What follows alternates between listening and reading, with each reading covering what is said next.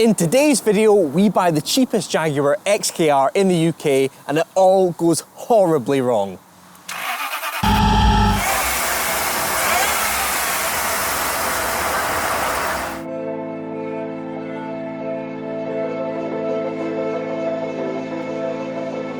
I love a Jag. If you cut me open, I bleed Jag. They're my favourite car brand by a country mile. And after Richard bought his XJR back, it got me thinking, could we add a bit of competition into the fold? His car was a bit too nice. There wasn't much that needed done.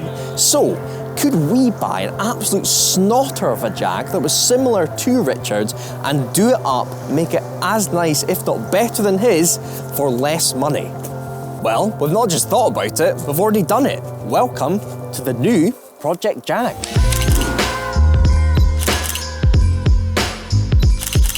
Richard's car was £9,995. We've bought this for £4 grand. Now, normally XKRs are slightly more expensive than XJRs, so this is seriously cheap. But let me explain why it's that cheap. First thing, it's straight up missing some body parts like this, this, and this. But look, you can see my V8. Aww. The interior is completely buggered. The steering wheel gives you splinters and is on the wrong side of the car. And the kicker is that it doesn't even remotely want to start. Nothing. So, I hear you asking, why have we bought a V8 supercharged Jag that doesn't even start? Well, this car has come from Japan, and you all know what that means. No salt on the roads, which means this is a 20-year-old Jag without any rust.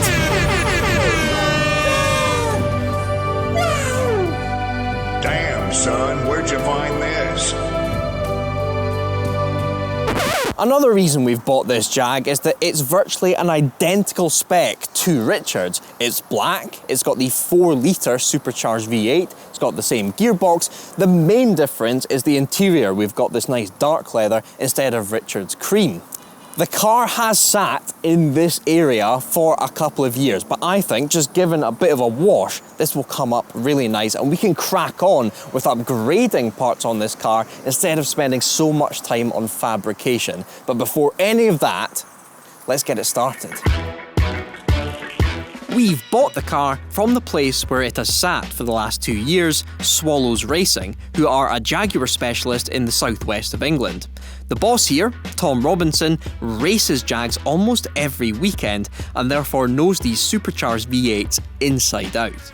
Boss man Tom, tell us the story of this car. How did you come about it? So we import cars from Japan. It's a bit unusual with it being left-hand drive, so we're always after anything left-hand drive because it generally goes back out to Europe.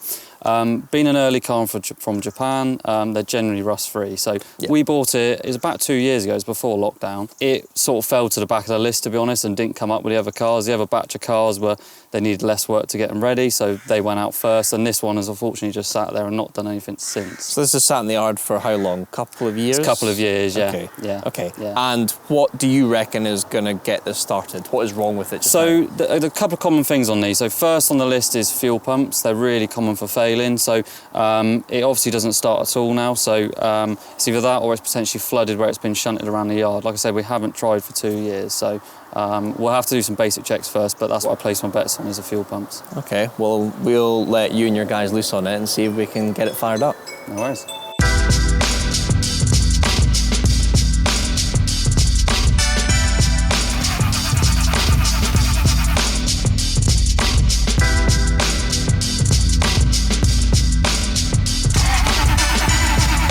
So Tom and Dan put a fresh battery in, checked for fuel pressure, nothing.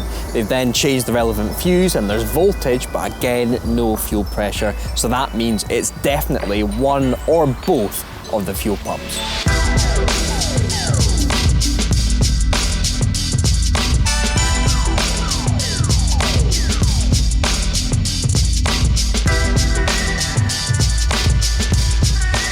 Go for it. Yep.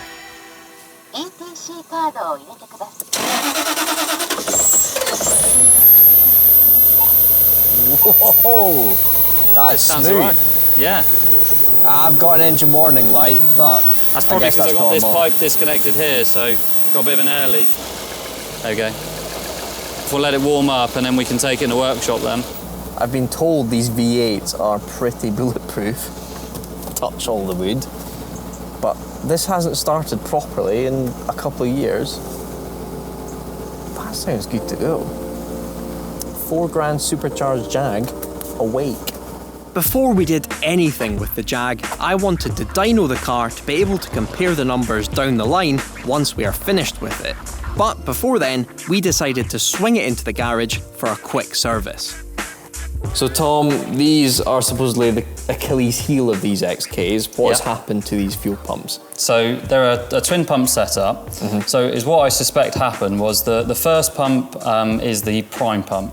So when you turn the ignition on, that primes the fuel pressure. Okay. And then the secondary pump will kick in when it cranks. So I suspect this pump had probably already gone, which is obviously how it drove off the boat, etc. Then this one here has basically failed secondly, which is why it wouldn't start. So this normally seizes, and as you've seen, it popped the fuse to the actual fuel pump itself. So we've obviously replaced the fuse, put 2 new fuel pumps in there, but I suspect it's just lack of use where they're sat there with a bit of moisture around them, they just seize up. Okay, cool. And what are you going to be doing to the car to prepare it for the dyno? Because obviously it's been sitting, we don't want to just thrash it. Yeah, exactly as you said. So we're going to basically give it a full check over, nut and bolt spanner check, make sure everything's tight, torque the wheels, tyre pressures are really important on the chassis dyno.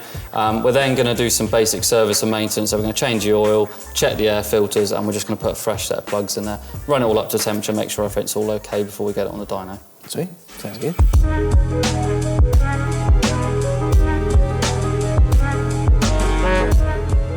So, now that the car is started, what are we going to be doing with this thing?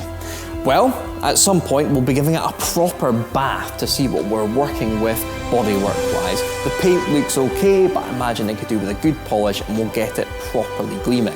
Then we'll hop inside, sort out all the nasty interior bits, there's quite a lot of sun damage in there, and we'll just clip everything back into place. There's some really cool intricate Japanese bits in there, which we'll see whether we'll keep or replace for the original UK bits. Then there's the main bit of the project. Off the back of our M5 Touring series, we're going to manual swap this car. There was no such thing as a manual XK or XKR back in the day. A few people have converted them since then, but this will be a properly rare car when it has a stick and a third pedal.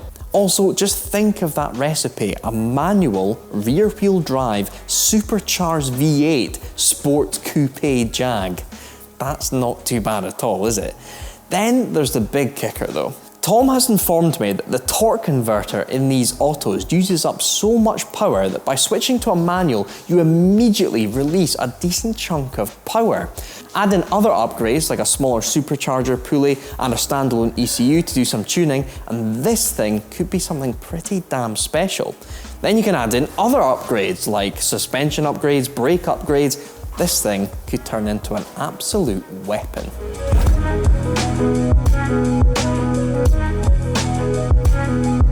Before we tested the stock engine's power to know what we are working with, the Swallows guys went ahead and changed the engine oil, spark plugs and air filter to brush off some of the car's literal cobwebs.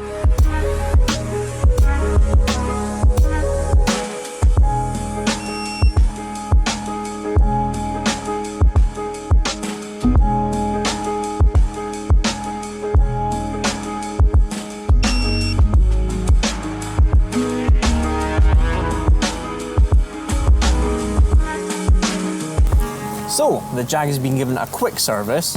Let's see what it's pumping out.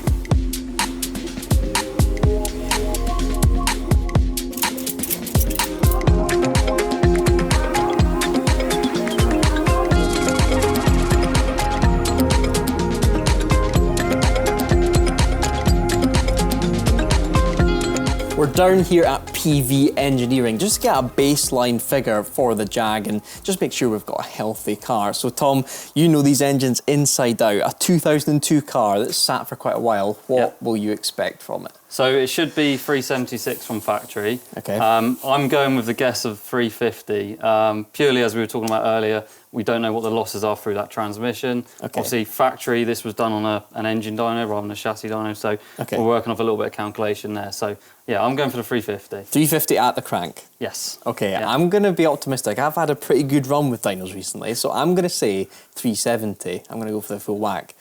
What do you reckon? We'll find out. Is that a fairy tale? I think it's optimistic personally, but we'll see. Okay, let's have a go.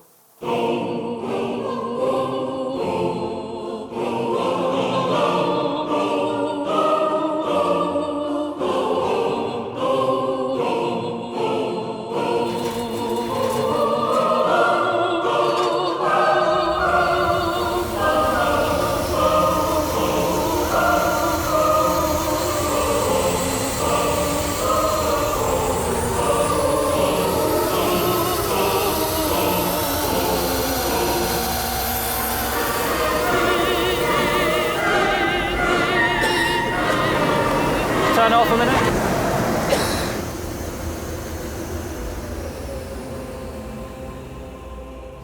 So during the calibration run of the Jag, it's got a bit smoky, as you can hopefully see. Tom, what are we looking at here? Well, that side is a bit of plastic connector that's obviously broken away at some point. Okay, it does smell a bit plastic melty. Exactly, it's touched on the manifold. And this side, I think there's just a bit of oil residue that's dripping down onto the manifold. The manifold's so tight to where the cam cover is. It's, like I say, it's obviously not been run for a few years, so it's all burning away. We did joke, literally, just as we put this on the dyno, that we don't want a fire. We've got an extinguisher just down there. We might need it. We'll soon find out, won't we? Right, power on, let's go.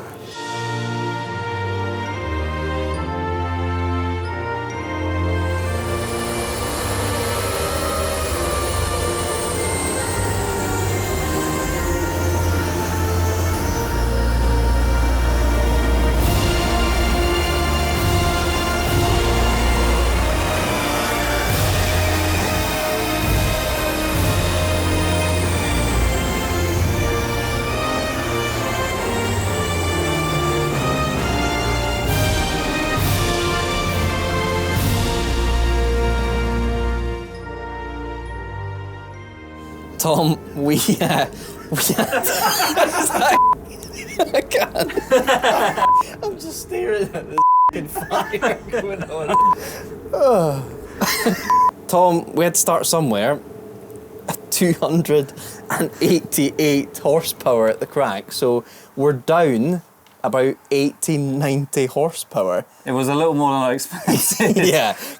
What do you think's happened there? Well, we've got quite a few issues, haven't we? So we've got lots of smoke. But no, on all serious note, we've had a look over the logs and stuff. Yeah. It's down on boost and it is really rich, which would be probably why we're so down on power. And I still think that this gearbox that's more losses than we would normally expect. So I think we've got a bit of an issue with the box as well. So yeah, we can only go up from here. Well, I guess the whole thing with this specific project car is it's going to be pretty much all mechanical. That's it, because there's no fabrication needed. Yeah. So I guess this is not a blessing in disguise, but it's not a bad place to be because we're just going to get stuck in with that engine now. Yeah, so we've got to strip it all down anyway. So all the smoke's coming from oil leak from the cam covers, so it's all rectifiable. So yeah, we've got a good base to start with, and we can carry out some modifications and hopefully not cause so much fire next time. What a perfect example of Jaguar ownership. Can we please just, this chimney coming out the car right now. I mean, the temperature gauge has stayed solid. The car's on fire, but it stayed absolutely solid the whole time. What more do you want? Well, yeah, work to do, I think. Yeah.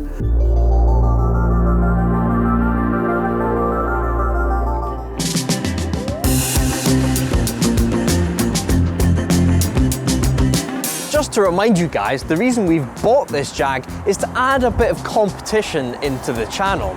Who will end up with the best restored Jaguar at the end of it all? The smallest cogs with Richard's Jaguar XJR, or me with this XKR here at Swallows Racing? Before we tackle any restoration work on this thing though, it's been sat in a field for roughly 2.5 years, and there are many organisms growing all over it. So first things first, let's give it a clean.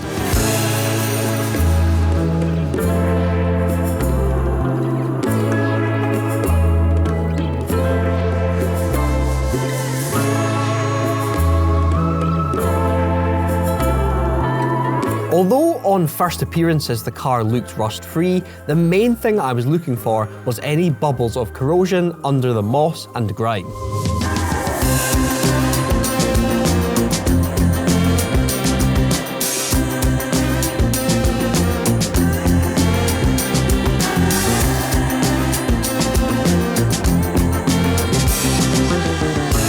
Having given this thing a bath now, all it's showing is, again, just how solid a car it is. Not a speck of proper rust on it, because it's been recently imported from Japan.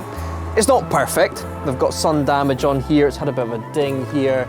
We've got lacquer peel on the roof, and then there's this weird cut that's kind of bleeding on the bonnet. But they are tiny bodywork bits and pieces compared to the fabrication that a UK car would need. So let's get this thing into the workshop and get that automatic slush box out of here.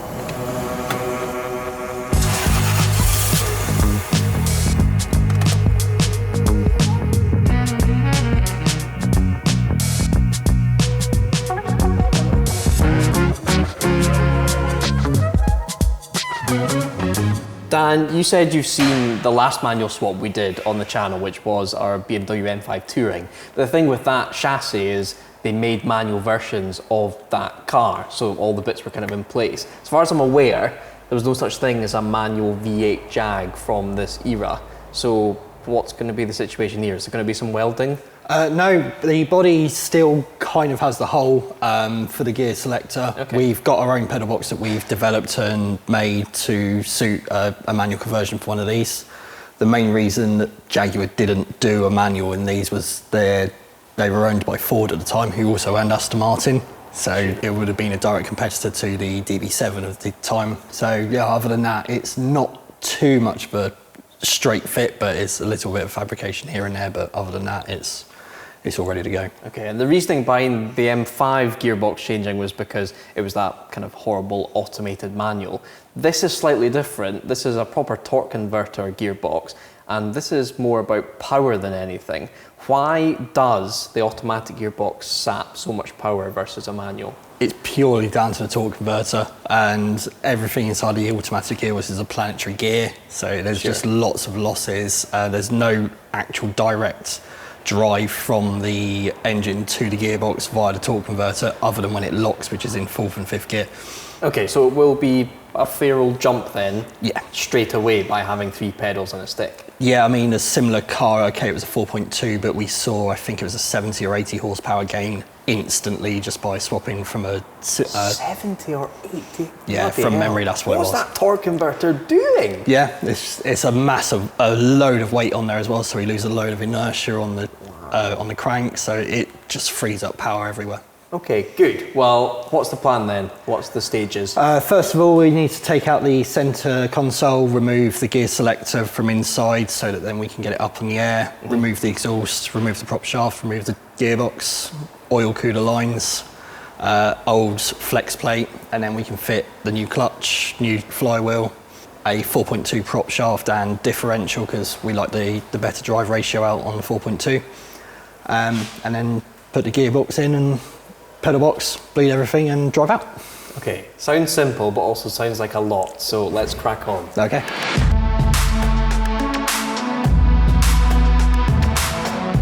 Just to add to the history of this car, we've just taken off the gear selector, and this is where our manual gear stick's going to come through. We've got a plate here, and there's 4, I mean, straight away I would have thought they were diamonds. 4 loose diamonds sitting underneath the gear selector.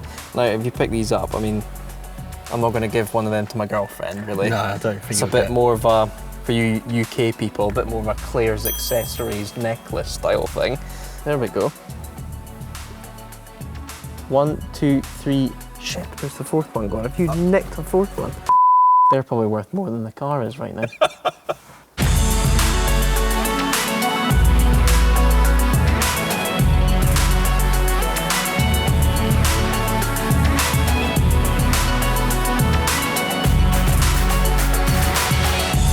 With those diamonds set to fund the rest of the XKR's build, Dan and I pressed on with getting the old gearbox hardware out from under the car.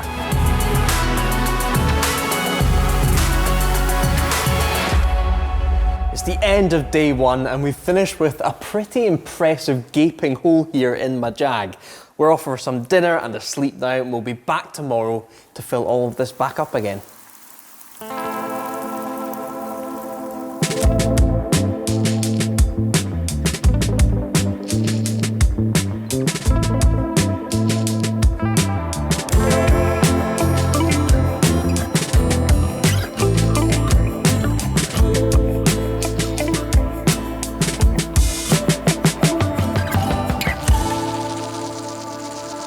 Dan, this isn't a completely standard clutch. What's this one here? No, so this is one of our 5-puck paddle clutches. The reason behind this is you get a higher clamping force per surface area. Yeah. But you've also got additional cooling in between all the pucks there. The downside on it is that it will judder slightly, but that is the gearbox being used to having a dual mass flywheel. Will this allow me to flat shift around Castle Coombe? Yes, I'm not lifting the throttle. It will take the abuse. It will take standing launches and everything else. It will just be the rest that might suffer slightly in the long term if you carry on doing that. Good, I like it.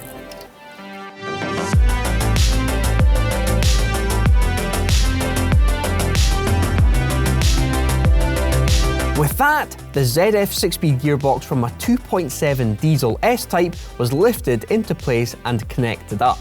Despite its humble origins, this gearbox is apparently more than strong enough to deal with the power we're aiming for with this XKR.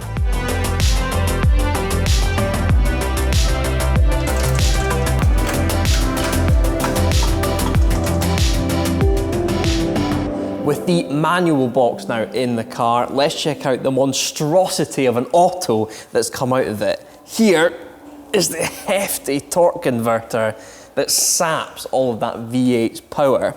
And it's not even a Jaguar box, it just takes a glance or two to see 1, 2, 3 Mercedes badges. This is what is still in Richard's XJR.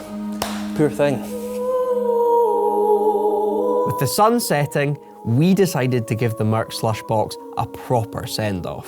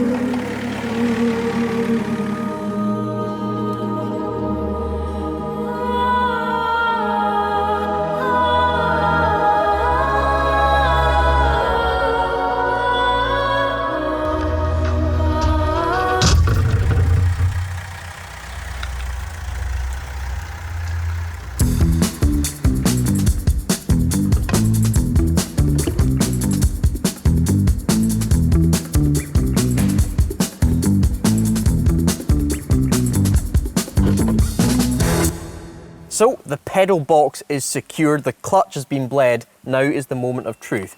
Do we have a working manual Jaguar XKR? It's going to throw up a whole load of stressy lights. It's not enjoying itself, but we'll sort them out. The car doesn't have an exhaust, so it's going to sound like a Spitfire. Here we go.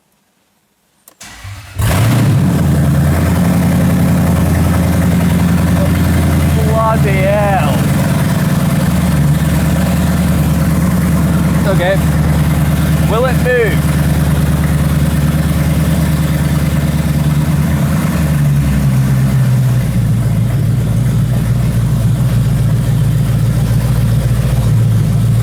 It moves! It moves! I don't have any brakes, I'm on the handbrake. Mission successful.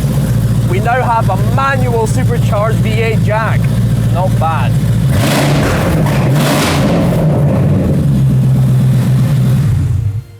Bloody hell.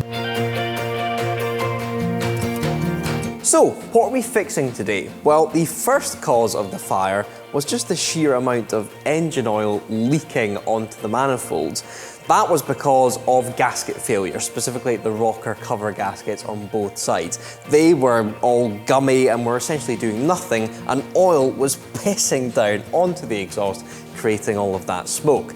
Also, down at the front, there's been some sort of failure as well. There's a whole load of nasty, oily gunk down the front there.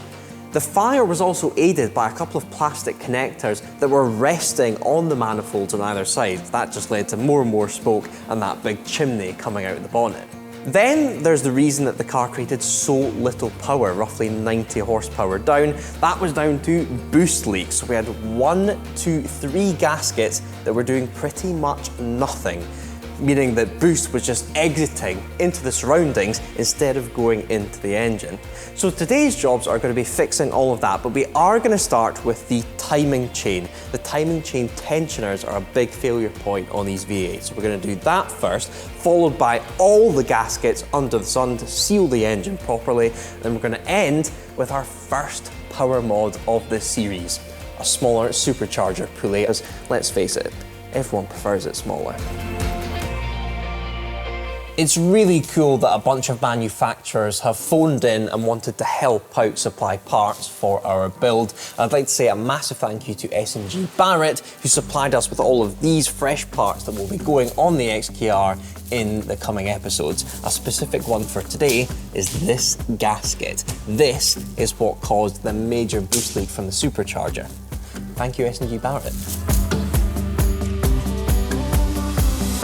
So John, first things first, timing chain. I've read the forums. Why do the tensioners fail so often? It's because they're in the environment of where it gets hot and cold and they just end up cracking because they're plastic coated. Okay. It's more the plastic cracks and falls off the guides and then basically running the chain straight against the metal of the guide, which obviously isn't any good for the engine. Putting metal filings around the oil waste, should we say. I've come up against that in my Mondeo. So yep. Are we replacing them with something different? Is there they are a modified part. The newer ones don't fail as bad as the older ones. I've never seen new ones fail in the time on Jag, but the earlier ones are quite common, should we say. Okay, well they sound good, let's get them in. Yep. So John was just taking off these guides, and this is the main problem. What's happened here? Basically, as you can see, you've got your cracks forming. Well, this one's actually opened up and starting to basically come apart. You flip them over and you can see all the hairline cracks where they're all coming through. So eventually the plastic casing will fall off the metal insert in behind there and start causing more damage to your engine. And that's because these are plastic and that's just the chain kind of slapping against them? Yeah, the chain running against it. Okay, so these are the old ones that break. What are the new ones we're putting on? And the new ones, as you can see, is a lot more different structure, different design, and a lot more robust, which don't cause any issues at the moment. So it is still plastic, it's still but just plastic, less of it? Yeah, and less of it. Okay.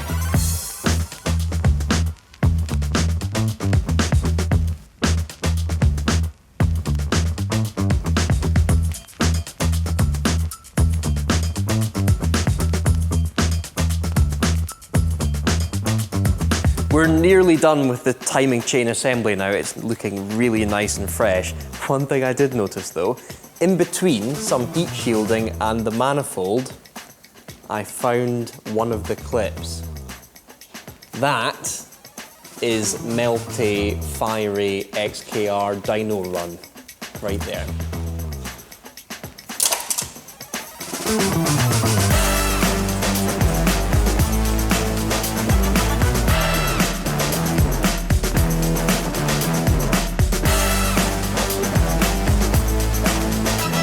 John, that's everything back in place now. It looks lovely. That seemed surprisingly easy. Yeah, purely because it's more of a Japanese car. You've got no corrosion. So a UK car, all of these little bits they corrode up. You get surface corrosion on them. When you put the sockets on them, they just spin. And you were introduced to me as the master mechanic here. Can you? I've always heard that phrase, master mechanic. What does that actually mean? A good all-rounder. Basically, I can put my hands to anything from electrical to servicing to mechanical work, like what we've just done here. And when it gets above the service advisor's information, should we say, of understanding the system, having to relay it to customers as well. Basically, you're the man. I am, I'm afraid. And my nerd brain sees master and thinks, right, well, there must be a level above that, which is grandmaster. Does that exist? Grandmaster mechanic? Not on the Jaguars at the moment, not even in the dealer networks. So. Well, I think you're a grandmaster. That job was absolutely immaculate. Why, thank you. The next job was removing the Jag's supercharger, followed by pressing out the stock pulley. With a bit of hydraulic grunt, it popped off just nice.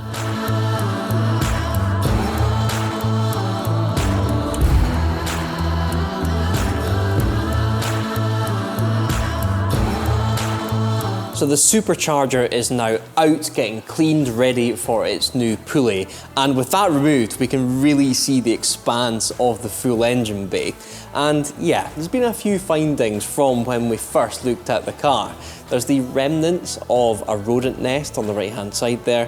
When we first looked in the airbox before changing the filter, there was definitely something living in there at some point. And then right underneath the supercharger down here in the V of the engine, I don't know whether that's a nest or whether Mother Nature has just dumped whatever it wants in there, but first things first, let's give that a clean.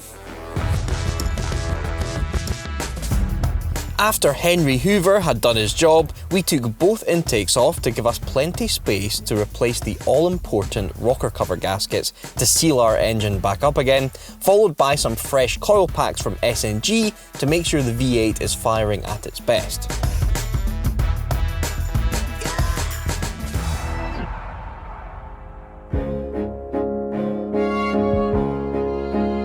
And to finish off, a fresh set of billet covers from Swallows themselves. These things look pretty epic. It was at this stage that we came across another weak point of this V8 engine.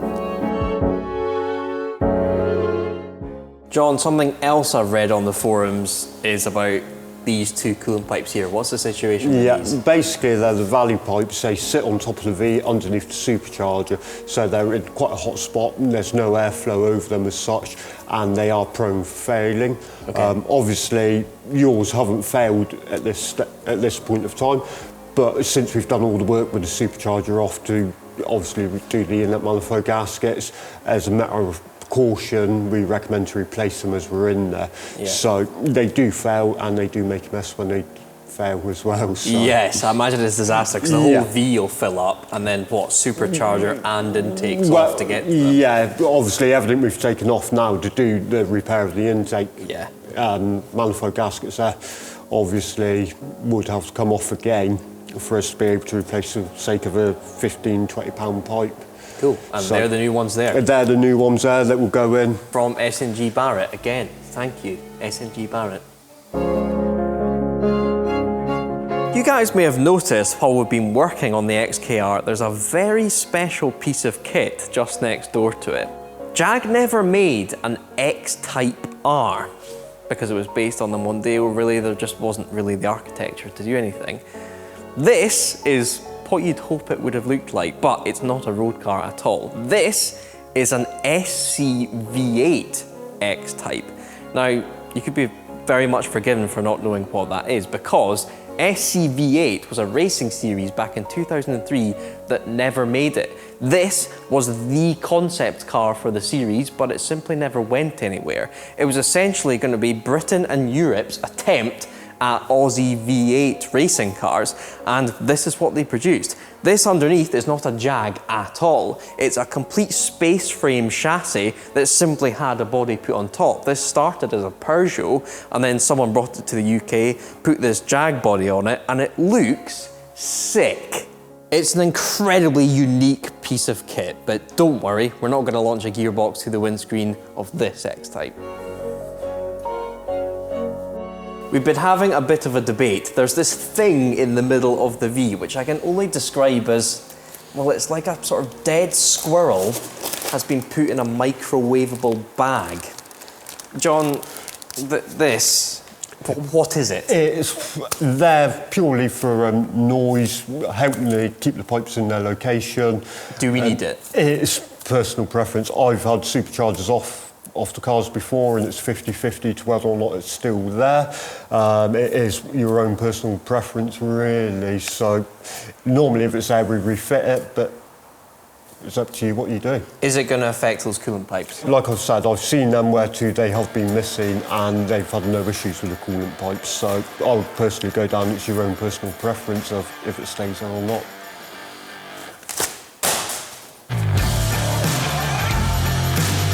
Microwaved dead squirrel removed, we set about swapping in the new coolant pipes along with some more fresh gaskets before the intakes and supercharger were lowered back into place.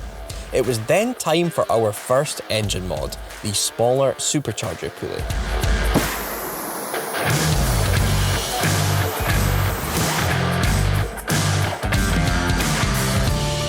So John, you were saying this is probably the root of the boost leak. Yes. What part of the engine is this and why was it leaking? This is basically the supercharger outlet, bolts on top of the supercharger. Okay, so it goes like that. So after the superchargers compress the air, it then comes up through and then puts it into each inlet manifold. Okay. And what happens with these is obviously the ducts as such just suck in on themselves.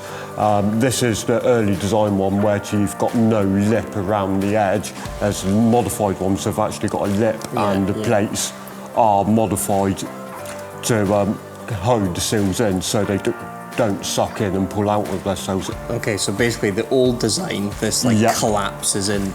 Sucks in and then it pulls itself out of its fixing. Boost is just escaping out there. With this new one from SNG, that won't happen. That won't happen anymore.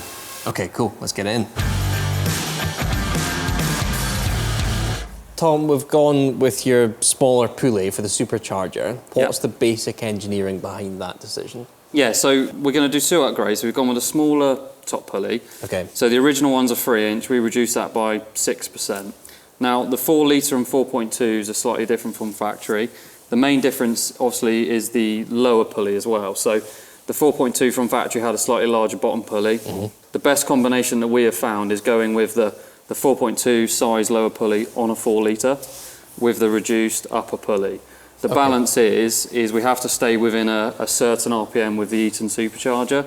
If we go out of that RPM, we then start generating heat. Okay, so essentially going from medium top, medium bottom to big bottom, small top. Yeah, exactly that. And that means the supercharger spins faster. Exactly. More boost. Exactly that. So the standard car will be about 11.5 PSI, something along those lines. That's the 4 litre.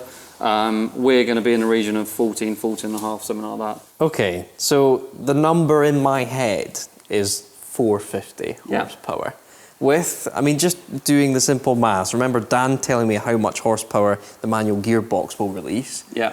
I've had some rough chats about how much horsepower this is going to release. Yeah. Is 450, is that going to be achievable? Yeah, definitely, yeah. I mean, we regularly get them to that, and we have gone further than that. The balance is when you start getting the supercharger RPM too high, you get out of their efficiency range, so you start generating heat, and then you have to reduce ignition time. And so 450 is a really good, strong figure that you'll just run after run on the dyno and not lose that power.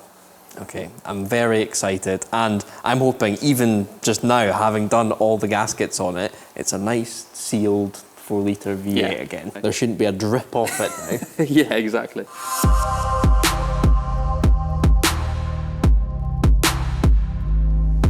Dan? Yep. We took the rear subframe out of Richard's XJR a couple of weeks ago, and frankly, it was an absolute nightmare. Are we going to be facing that same nightmare today? Hopefully not with a Jap car, but I've probably just tempted fate by saying that. But no, generally speaking, the Jap import cars do tend to unbolt a bit nicer. So again, just less corrosion, everything's a bit easier. Yeah, and we'll get to see how clean the chassis rails are and everything like that.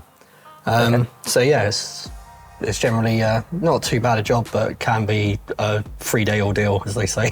But it's also going to be like an F1 pit stop, because over here, this is a completely fresh subframe ready to go. This looks brand new. Yeah, we've stripped everything, powder coated all the sort of moving components and everything that was on bolt. Yeah. Refreshed all the bushes, subframe mounts there.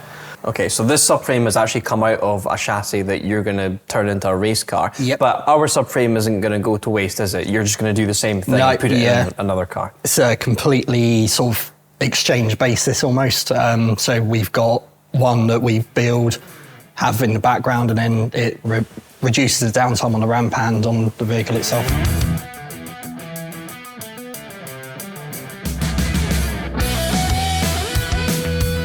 We're going to take a brief break from the action to give you another episode of What's It Swallows. Last time we showed you the X-Type touring car, and today, you could say we've upped the game a bit.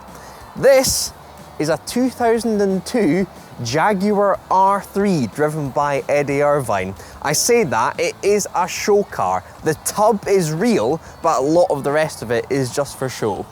Can we all agree this is the greatest Formula One livery, the best looking F1 livery ever? That Jaguar green, and especially the leaper coming up the airbox here. Seeing this go round tracks in the early 2000s, it blew my mind as a kid. And knowing it was a Jaguar, well, it was kind of Jackie Stewart's racing team before, and then it became Jaguar, and then it became Red Bull, but that's why I support Red Bull now, because they used to be this. This is Max Verstappen's great grandfather F1 car. And just look at it.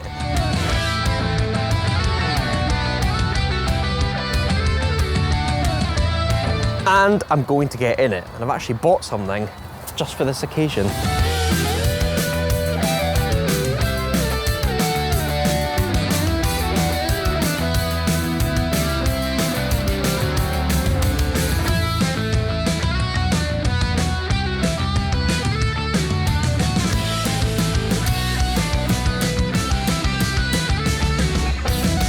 Jaguar had a team in Formula One from 2000 to 2004 after Ford bought Stewart Grand Prix from Jackie Stewart.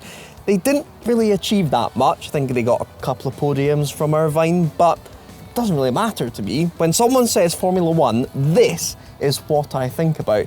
It's here at Swallows because it was on their stand at the NEC Classic Car Show just a couple of weeks ago, but it will be spending a lot of time here fairly soon. I can't talk about the plans too much, but let's just say in 2023, this thing will hopefully be mobile. I'll leave it there.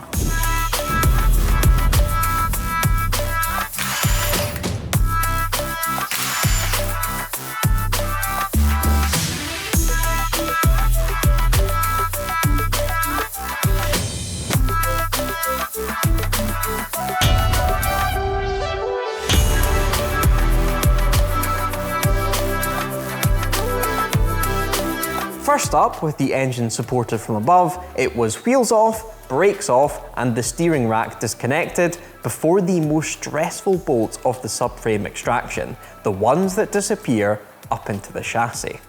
So Dan, these are the last two bolts and these are the nasty ones? Yeah, the others have come out so far so good, so I've got my hopes up, shall we say. You're happy to just gun it? Yeah. Okay, let's see it.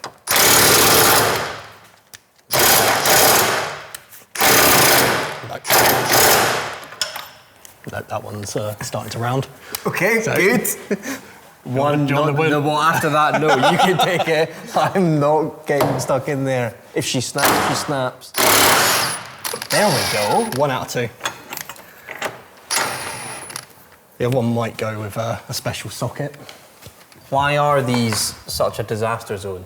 It's primarily just they're in the area of all of the road grime and water. Even on my Japanese Jag, they're a bit dodgy. With a bit more persuasion and a special socket, the final subframe bolt gave up the fight.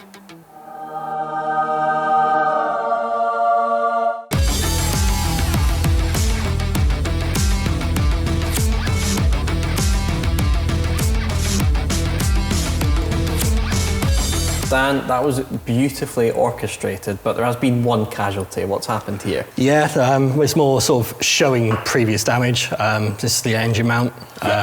It was all unbolted, but it came down with the subframe and there's no oil in it at all. Okay, so what should that look like? That should look like this nice new item here that we've got. And it should still be up there? It should still be up there attached to the engine. Right, okay. Thankfully, it's one nut to change, so it's a nice, easy fix. And we'll ultimately sharpen the feel of the car up, so we'll probably do both of them as we're here, and it's only one showing wear. Okay. And as Jaguar subframe removals go, this was an absolute breeze, right? Yeah, it's been a nice experience. Good. I hope that carries on for the rest of the car. The next thing is suspension. Yes, I'll put the front coilovers in whilst we've got the front end out, and then we'll do the rears when we do the rear. I can see them over there. They look sick.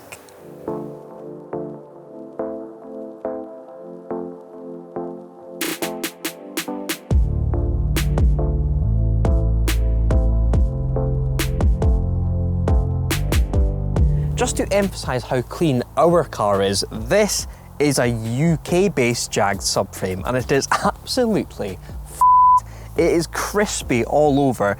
This would have been a nightmare to extract from the car and would be even more of a nightmare to restore. You'd be better just chucking this out and getting a refreshed one straight away. And just over there, buried in that pile, is a perfect example of a UK XKR's bodywork.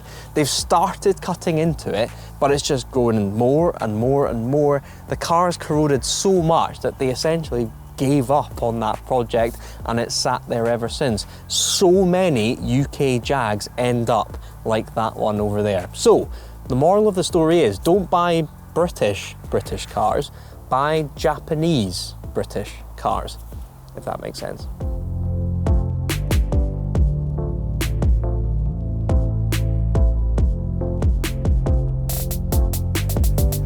Suspension, Dan. There will be a lot of people saying, oh, you're putting adjustable coilovers on a Jag. Jags are famous for their lovely ride comfort. You're going to ruin it. What's the situation with these? We have spent probably the best part of a year developing these to maintain that ride quality for the end user. So this is the brand that you put on your racing cars? Yep, we worked very closely with Avo throughout our entire brand now.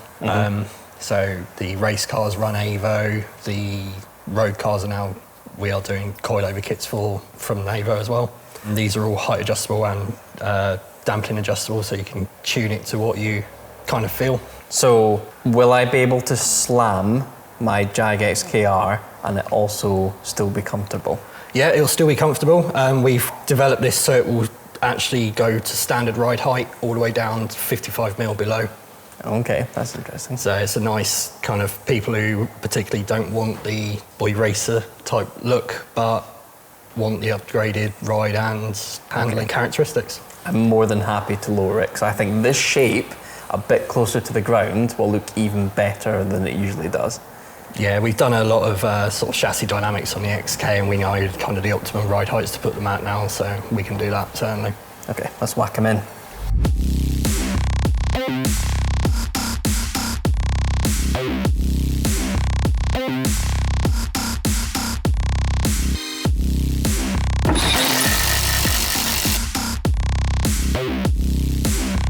With the suspension now swapped and refreshed, it was time to lower the XKR down onto its equally fresh front subframe. I think this is the best looking front end assembly I've ever seen on a Jag.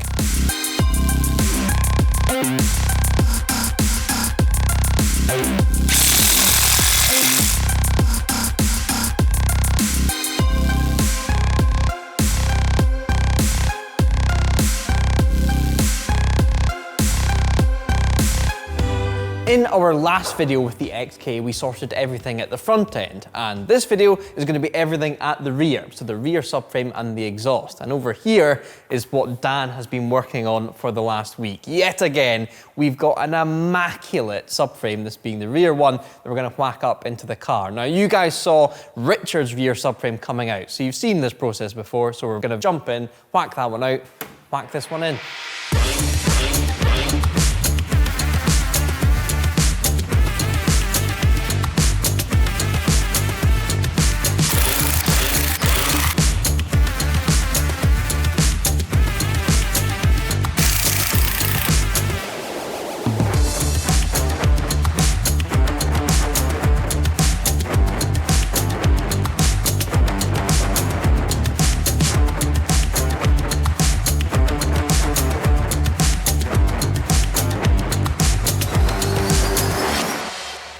Dan, this is looking pretty perfect. LSD, I've been told that the original XKs didn't come with it. Why? And honestly, I don't know. Probably a costing exercise, or Jaguar just kind of felt that the automatic gearbox wouldn't really notice not having a limited slip diff in there. How's it going to take on a 911 or a Merc SL with one wheel peels? That's no use. No, that's it. I mean, we've gone for an uprated gripper unit in there with our own custom ramp specs. We have changed the ratio slightly as well, so it will pick up and go a bit quicker, but you sacrifice a little bit of top end. So I've worked the gearing out, and it is about 180 miles an hour top end now, rather than 202, which is what it is geared for before. Oh, really? Yeah. Wow, okay. Well, I can't believe how quickly the old subframe came out compared to Richard's one. Is this going to go back in as easy as that? Yeah, I mean, going in is a lot easier than coming out generally, so yeah. That's what they say. Yeah. Right, let's crack on.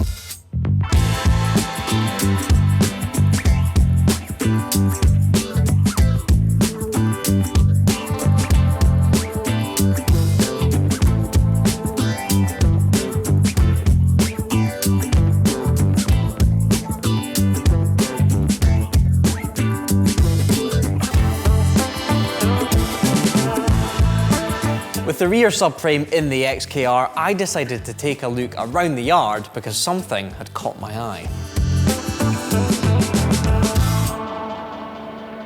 In this edition of What's It Swallows, I thought I'd take you guys around this special piece of kit. This is a Jaguar XKR Palmer Sport. It's 1 of 10, and it's essentially a track day special made by Jonathan Palmer. He owns effectively every single racetrack in the UK. So, what makes this thing so special? Starting at the front, they went a bit mad with carbon. There's a carbon fibre splitter and carbon intakes for the brakes. And at the back, that's a proper carbon fibre rear wing. One of the end plates has actually fallen off one side, so you can see in and see it's not just carbon fake stickering around it. That is a proper carbon fibre wing.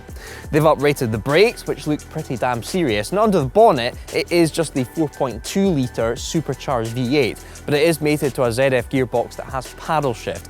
And what's cool is that Swallows is actually collecting these Jags. They've got 3 of the 10 XKR Palmer Sports ever made.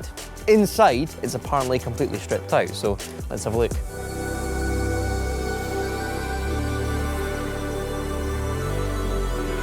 I actually prefer this generation of XK to the one that we're building inside. And inside, well, there's lots of race car bits. There's some road car bits, still got the proper old dashboard. But straight in front of you, you've got this OMP wheel with carbon shifters. Down here, instrument binnacle is now all carbon with all race car bits. We've got a half cage, and the 2+2 seats have given way to make room for that cage. We've got bucket seats in the front.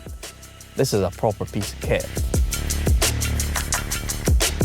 The guys have given me the keys, and apparently this car doesn't have an exhaust. So let's go for a start up.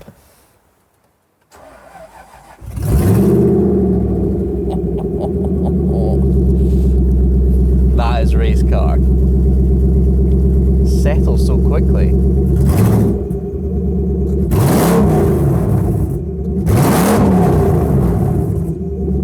That's a Jag.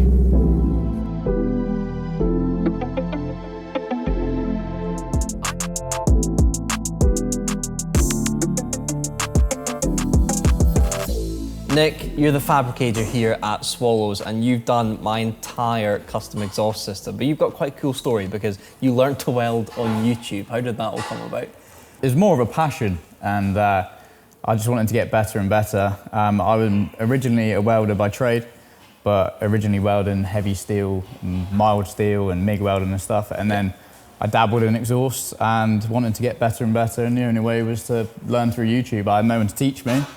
So yeah, I just basically learnt on YouTube and lots of trial and error.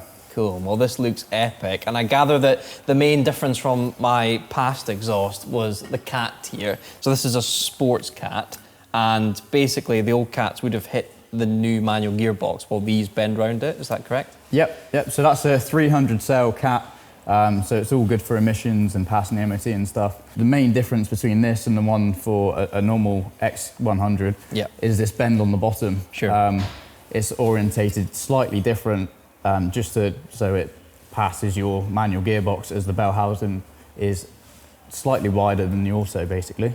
Okay, cool. And are there any other modifications that have been made, or are these all just stainless steel kind of copies of what was originally on the car? Yeah, so they are pretty much all OEM replacements. Yeah. But it's all just been up to size to 2.5 inch over the 2.25 inch. Okay. So it's a bit of a tight squeeze up over the axle with those over axle pieces, but ultimately it gets rid of the squash pipe and improves the flow. So Alex Kirsten has challenged me to a drag race, so we need big power. Yep. And I'm guessing that expansion in the pipe diameter is going to help a lot with that. Yep, twin 2.5 inch system should be good for, I don't know, 1,000 horsepower if you fancy it.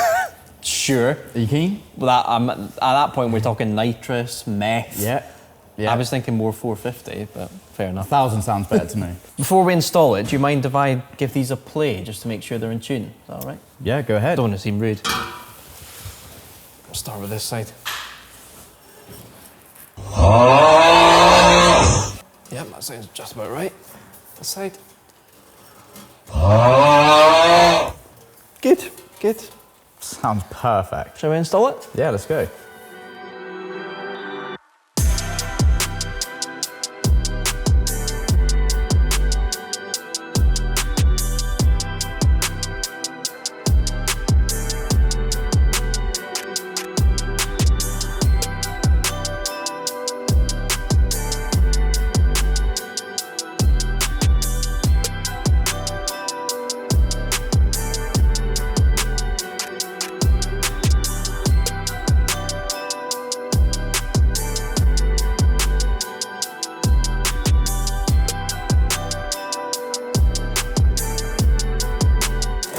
So that's the front done, that's the rear done. Let's have a chat about the interior.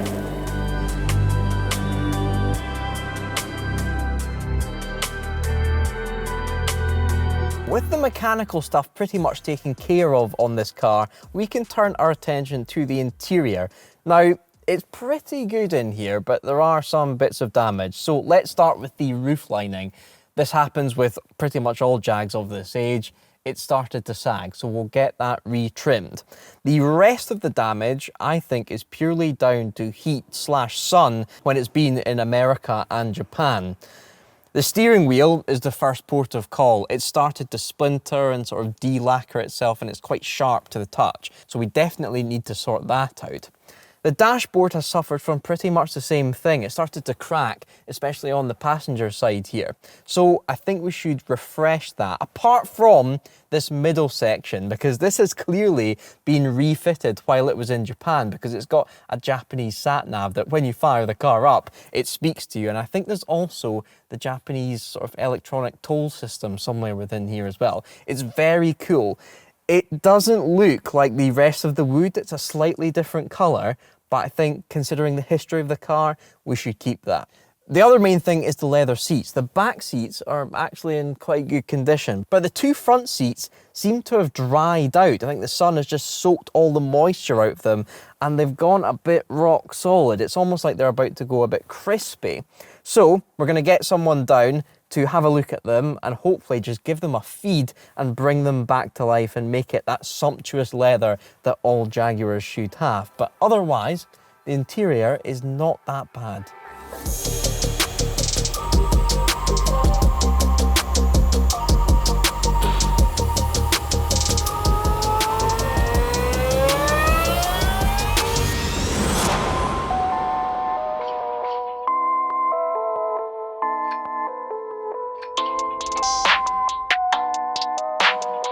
Tom, I've been away in India at the start of the year and you've been cracking on while I've been away. What are the updates on this car? What's been happening? So obviously the last episode we were putting the suspension back in the car, so yes, we finalised the last few bits with that. We fitted the Tarox brakes. Okay. So the car was rolling, back driving, etc. So that's all now completed. Then the car went to Brad at BLS for the paintwork. So all the screens were removed. If you remember. To me, it was just going to be a touch-up, but he has just gone the full Monty. There was a bit of sun damage here and on the roof and on the bonnet, but it basically got completely resprayed. Yeah, there was a couple of lacquer pills, and at the end of the day, he just popped the screens out and decided to do the whole car. Fair play, I'm not going to complain. Yeah, because there's no like joins on any of the panels, we were sort of working out that you need to blend into that panel to get the colour right, and in the end, exactly as you said, it was just full hog. right the way back, primer, full respray. Okay. So the car does still look a bit scraggy, but it's at that point where it would just take a few days just to nip and tuck everything, and suddenly it would be a finished project, really. But we are skipping ahead, so we're here at PV Engineering, because this place is in super high demand, isn't it? So we're going to get this on the dyno and get it working, hopefully. Yeah, exactly. So we've got, obviously we did the manual swap, but we didn't do any electronic side. So we're going to integrate the standalone, the Max ECU with Steve today, and then we're going to tune it for all the modifications that have been carried out. So it has been here just getting it sort of running as a car, because when you put a manual gearbox into something that never had it, that's more work than people might think. Yeah, exactly that. There's a huge amount of integration with regards to electronics. The mechanical is actually fairly straightforward with regards to putting a manual box, pedal box, etc. But the electronics is the difference, really, and most of the other conversions that have been done haven't gone the full hog with regards to completely removing the standard ECU and putting a standalone system in there that integrates with the whole car. Okay, so we're ready for power runs today. I've put my lucky Jag jacket on. Are we going to get, I mean, the number in my head has always been 450. Yeah, that's the number. That's what we're hoping for. With everything we've done on this, I'm confident it'll be there or thereabouts.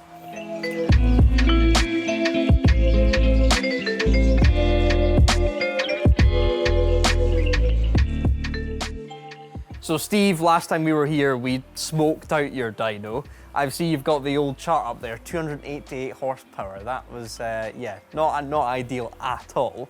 But as a complete layman, we've put a manual gearbox onto a car that never had a manual. How do you get those things and the rest of the car to chat? So engine's well-trodden path with aftermarket management, quite straightforward. There's nothing particularly complicated about the engine, so getting the engine to work, no problem at all. Some of the things getting the car to work, some of the more complex stuff is making sure that the engine management is sending out the relevant CAN signals, making sure that it's receiving the signals from some of the other modules. The fuel pump system on this car is a PWM system, so it's allowing the ECU to do all of the things that the old Denso ECU was doing, but allow us to tune the car properly without the restrictions. Okay, so you have put in a standalone, and that just gives you, I imagine, more freedom when it comes to stuff. I've heard you can use the factory one, but it's a bit dodgy. Absolutely, yeah. The older ECU is just old technology. Think about the phone you had back then. That's the sort of technology we're sort of dealing with. So we use an ECU called Max ECU.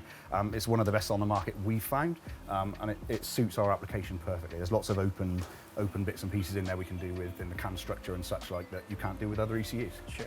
And the car sounded great, just idling coming in here, but it hasn't been completely straightforward, has it? You did have a fairly big mechanical issue. What happened? Yeah, we're finishing off the tune or midway through the tune, and all of a sudden, bit of a noise, no boost, and the supercharger decided she did not want to be where she was anymore. See, I've always been told by that man over there that the superchargers on these V8s are bulletproof. So what the hell happened? You tell me. I mean, I've never seen one before do that. So you've now got my supercharger, which was a late night swap. That's this race car supercharger, man. It could be that we pulled out of a hedge and then ragged it on your dyno. Absolutely, that may have done some damage. Bless her heart. She's done all right. Okay, but you think it's now very healthy and we're going to get some good numbers? Good as gold, she is. Okay, let's see it.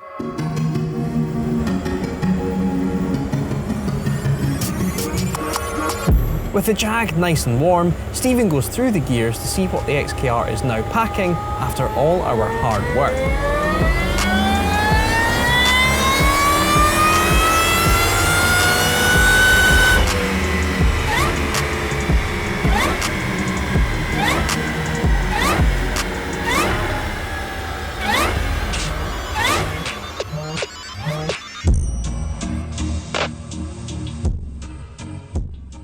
Steve, 427, that's much more like it. That's, what, 140 horsepower difference? Yeah, absolutely. And that's just through a bit of gasketry and a new pulley. That's pretty impressive in my mind. Pretty much, yeah, absolutely. Okay, and while you were dynoing this, getting it prepped for today, you found out something with the intake on this car. What did you figure out? Absolutely. So whenever we've dealt with any of the supercharged stuff, we've always found that flow into the charger sort of overtakes cool air. Cool air is obviously ideal if you can get it both, but usually any restriction causes us a significant power loss. So I think if we remove that inlet pipe, That's really interesting. So a lot of people try to shove a cold air intake like as far into the bumper as they can, but actually you're saying you're better to get rid of as many bends and corrugated bits as possible. Absolutely. It's you know, all of these things data log. You need to know how hot that is there. You wouldn't want to go and chuck 100 degrees down its neck, but 10 degrees of temperature is far outweighed by flow. Okay, so what you're going to say is we're going to whack off the intake, essentially straight pipe the engine. Yeah. And, well, could that be our 450 potentially? Only need another 30, Yeah, surely. yeah, only need a few more. So yeah, I'm interested to try it. Okay, I want to see that. With the intake now removed and the air heading directly into the supercharger, would our Jags V8 be able to power up to our goal of 450?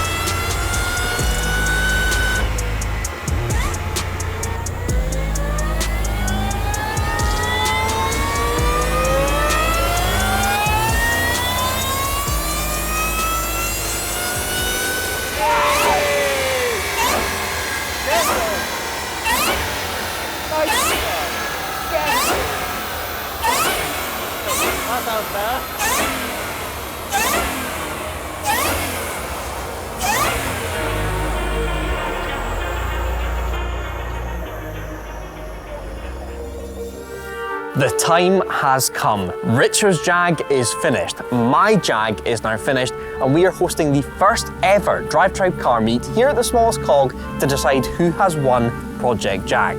Let's take a closer look at our fighters.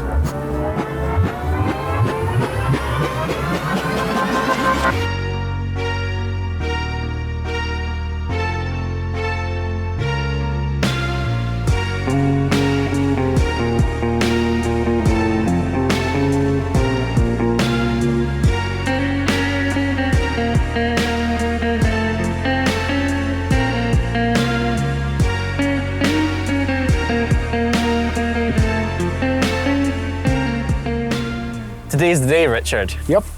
Are you happy with what you've brought to the table? I'm just a little bundle of confidence. Really? Well, a few things to bear in mind. One, I started off with the better car in the beginning. Interesting. XJR. It's just the last of the proper. Okay, but that aside. We'll get to mine in a bit. That aside, it's better simply because it's better. Because I bought it back, having owned it once, and I first owned it, bought it off Richard Porter. It can't have been that good because you sold it. I sold it because I needed somebody else to enjoy its magnificence for a bit. Right. And then I bought it back because it was time for me to enjoy its magnificence once again. And I'll be honest, I thought it's just a bit of washing a brush up. Yeah. Initially, it was just, you know, a bit of nip and tuck here and there, but it turned into much more than that, didn't it? Bit. And I did half of it. Kind of. Maybe not did. Orchestrated half of it. Made some phone calls. Yeah, it turned out there was some structural stuff to be done down here with a nasty shock when we discovered in the seals where they rot. Yeah. It had rotted. That's done. Bit of a polish. We cleaned it. We had the interior cleaned. I must say, the wheels look fantastic. Refurbed. I love it. Look at it. I'll admit, long, it is low slung, mean, menacing, quite cool. The exhaust note is just all that new exhaust on it. Yes. And it's just the right size of side of aggressive. It's not shouty and silly. I don't feel like a 53-year-old boy racer, but it's got a little menacing growl. Can I take you around my car? Yeah. So this is an XKR X100. I've watched many Top Gears where you've talked about how much you love these cars. I was lying. This one has an interesting story. It has circumnavigated the globe because it was built in Jaguar in Coventry. It was then shipped to the States, so it's left-hand drive. It was then shipped to Japan, probably through someone in the military, and then Swallows buy up Japanese cars because they don't have really nasty rust that goes all the way through to the carpet. Something that the audience hasn't seen yet. The early ones have like really ugly bull bar things. That's now gone. We've now got this nice clean grille. As I say, no real body work needed to be done. It's been given a full respray though to get rid of all the sun damaged paint. And then the main thing, if you have a look inside, You won't find anything. No, I will concede it is a nice job. It's a Manuel. That's a gear stick.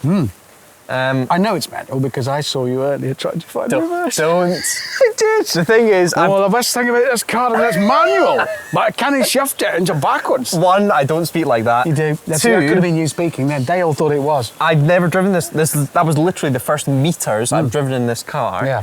And there's no diagram Right. as to where reverse is, so I was trying to punch it into sixth. So you And there have was nothing so far 100% problem shifting gear. Look, I will concede, honestly, it looks fantastic. Thank you. Those are proper clean lines. It looks uncluttered, Yep. sculptured, simple. But I'm really happy with this. I think this is probably the nicest car we've ever ended up with on the channel. It does appeal. I like, as I say, the crispness of the lines. Which way is it going to go? So, to be completely honest, I think I have the nicer car, No. but I realise I'm going up in a popularity contest against Richard Hammond. So that's probably going to be quite tricky. That sounded like a fairly convoluted excuse. So if I lose, I'm just going to say it's because you were on the telly. That's exactly No, what you I'm can't. going to No, you say. can't. No, I don't think. So who's coming today? Essentially, the Jaguar Enthusiasts Club. Right. So they're enthusiasts. They know of their stuff. Jaguar. Yes. They're not going to give a dog's fiddly bits about who's been on the telly and who hasn't. They're going to look at the cars. Are they going to look at generically the XKR and the XJR as a theme? My favourite car of those two is that. Or are they going to look at these two specific examples? Well, the thing is, I don't want to go into specifics like who's had the best restoration, this, that, and the other. I just want to say, right, the keys are on the table. Richard's XJR, my XKR. Which ones are you taking home? As simple as that. Okay. Which car Okay. they prefer. Which would you get in now and drive home in? Now, I understand I might have hamstrung myself because people just love a sort of dark, mysterious saloon. Yeah. But I'm hoping that this car has come out nice enough that it sways the vote. Well, there is only one way to find out. Get lots of nerdy Jag people in and around them. Ply them with pizza, coffee, and try and persuade them Exactly. that ours are the best. Okay, well, Let the best Jag win.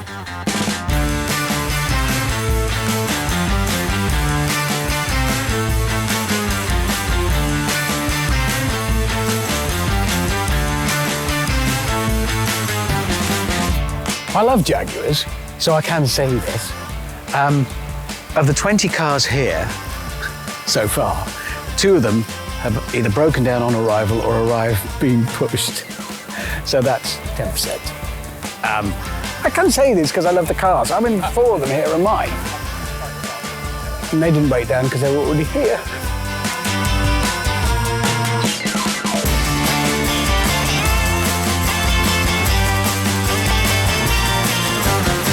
Hello, testing. Ah, it works. Hello, ladies and gentlemen. If I could just ask you to sort of gather here in front of the cars.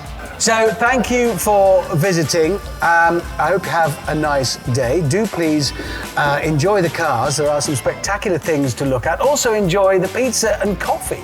There's only one thing I would ask, one bit of homework. We have here these two, Mike's car and my XJR. We would like to ask you to have the final say. We've done quite a lot of work restoring these cars. You might have watched their progress on DRIVETRIBE. I hope you have. So, I will simply ask you towards the end of this afternoon to make your decision as our guests. Which car would you take home? You're not going to.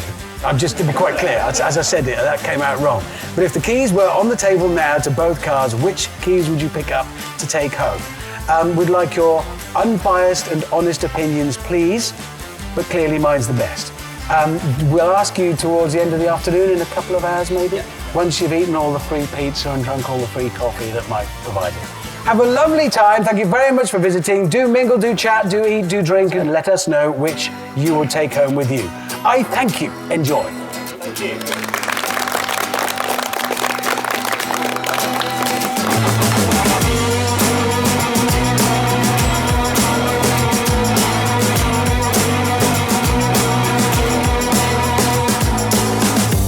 Not far away from being like new, is it really? I know. Well, I think they've done a really nice job of the gear lever. I think it looks I like mods that look like they're meant to be there. Bit of a pain to get the gear lever in the right place, and they have got it in the right place. Brilliant. You'd do that, too, wouldn't you?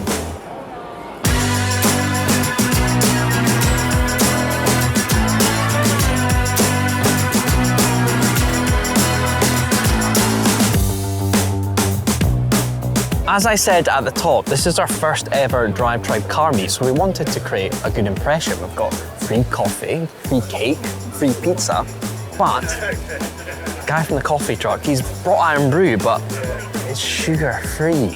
I mean, it'll do, but Jesus.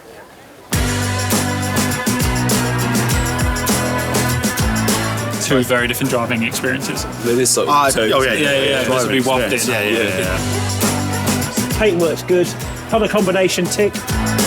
It just flows well. I can sit there and it's really comfortable. Japanese sunned leather seats. Is it? Now the main thing is the manual, so get on the clutch and give us some already shift. Oh, very solid. That was a nice sound. I like it. And that over an automatic, you know, an absolute slosh box in that XJR. Mike? Yeah?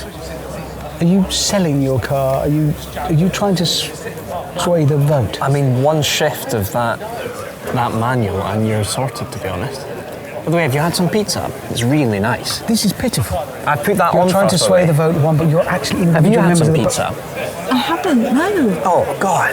But this is get over there. The pepperoni is fantastic. This is supposed to be a fair vote. Yes, but you've got 25 years of television behind you. Oh, stop going on about that. I've just got some pizza. Just pitiful. Jesus. Anyway, yeah, back to the Jag.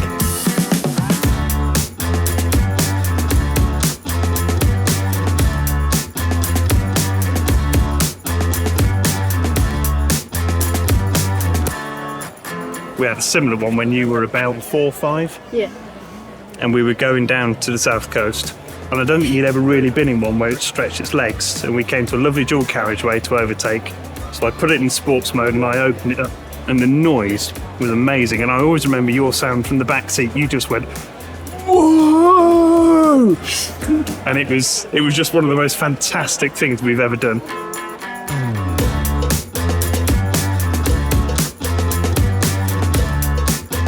Ladies and gentlemen, guests, honoured guests, if you wouldn't mind gathering at the front of the cars in front of us here, please, because the time has come for the vote. I know you came here to admire one another's cars, to enjoy the free pizza and coffee. Oh, good. So, one of the many important things to do today is decide. This has been a long-running, I hesitate to say battle, but it's been a battle. To decide which of these two cars is best, Mike's XKR or my far superior XJR. You've had time to ponder the cars. Hopefully Mike's cynical canvassing hasn't persuaded you one way or the other. Has everyone enjoyed the pizza? So, the question we've put to you is, which of these cars, these two cars, would you take home? I'm obliged by the management, me, to point out that you can't actually take it home, but nevertheless, if the keys were on the table, which set of keys would you take? We considered having a clever digital balloting system for this, but we haven't got one. So we decided the best way to do it is I'm going to ask you to gather on that side if your vote goes for the XKR, or this side if it goes for the XJR. So, I think we'll do that now. Would you make your way, please, to either side of this line here? To this side if you take the XJR, to this side if you take the XKR. This is terrifying. Crowds mingling. Oh, there's people changing sides. This is tight. Oh, there was been a sudden shift at the end. Wait a minute, all of the smallest cogs have gone over to... My entire crowd, they brought their family as well. Oh, it's cool. Oh, this is... Anthony, you have 4 daughters. If you put them all on that side... His whole family, there's 6 of you alone. Right, we're going to have to count this. We need an independent adjudicator. Yeah. I'm not sure I'm going to believe this vote. Right, I'll count my side. I'll count your side. You count my side. Yeah, fine. If you'd all remain exactly where you are. 3, 1, 4, 2, 3, 6, 4, 7, 5, 8, 9. 13, 14, 15, 16, 17, 18, 19. There's also a very small baby in there, just to make sure. I'm not counting the baby as well. Anthony's, I've just seen Anthony Greenhouse bow to pressure and change sides. I'm gonna have to count again now. 1, 2, 3, 4, 5. All right, 6. Okay, Yes. 5.5. 7. Thank you for procreating. 11, 12, 13, 14, 15, 16, 17, 18. Right, I've got my number. I've got my number. Okay, my number is your number of votes given, 18.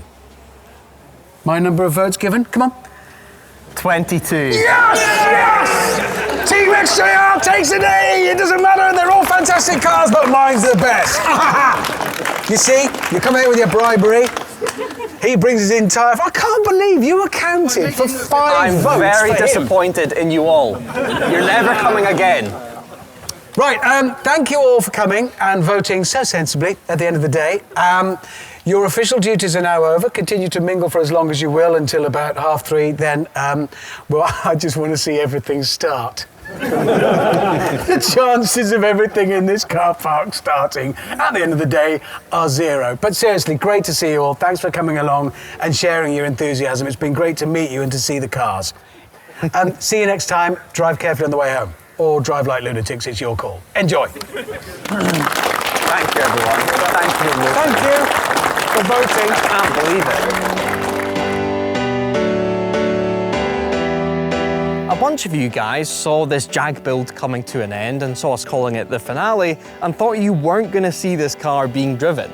Don't you worry, folks. This car's going to get driven. A lot.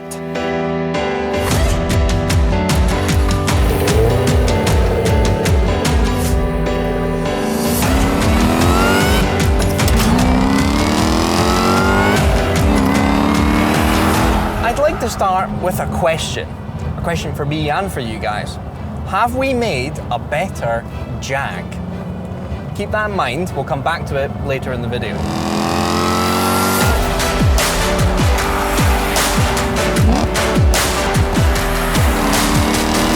Let's recap this car's story then. We bought it for £4,000 back in November 2022.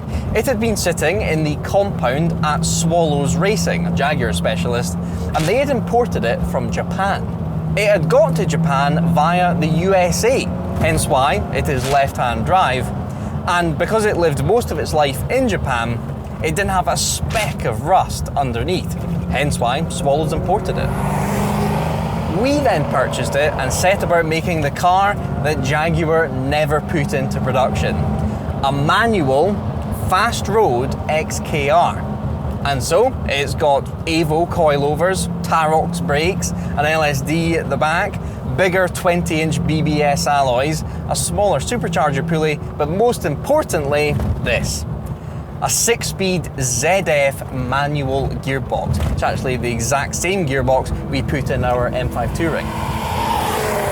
Then there was the paint, the seats, the grills, the roof lining, all of it's had a proper glow up. And so here it is, our finished manual XKR. That is the main achievement of this project, the fact this car now has 3 pedals and a gear stick. We reckon, simply by swapping out that automatic gearbox, we freed up between 70 to 80 horsepower, simply through the amount of energy wastage of spinning up that incredibly heavy torque converter. Why didn't Jag think about putting this into production? Now, the extra nerdy amongst you will maybe bring me up on the Jaguar never made this car thing. Technically, they did make a concept car that was very close to the recipe that we've concocted here. It was called the XKRR, and it was supposed to be Jaguar's attempt at a limited track day car.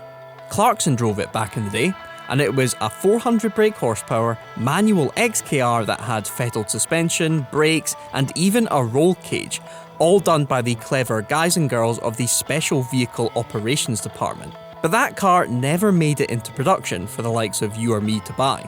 The later XK got the RS and the RS GT, but the X100 only ever got that Mercedes slush box still in Richard's XJR. You could say then we have built a road-going XKRR. We have proved Jaguar's concept. But then again, I'd say we've taken it a step further than Jaguar ever went. That 4-litre supercharged V8 up there is putting out 420 horsepower. You may have seen in our dyno video, it is actually capable of 450, but that was with the standard airbox completely removed and it was just the exposed throttle body. So to get that number, we'd have to create some sort of custom air intake system. That power gain has come through our manual gearbox, the smaller supercharger pulley, but also a standalone ECU, so you can fiddle about with it. Steve from PV Engineering has really sprinkled some magic on it.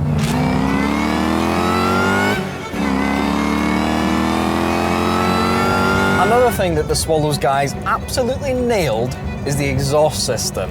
They made a very similar system for Richard's XJR as well, and it's released that V8 engine. Jags of this era sound good anyway, but this thing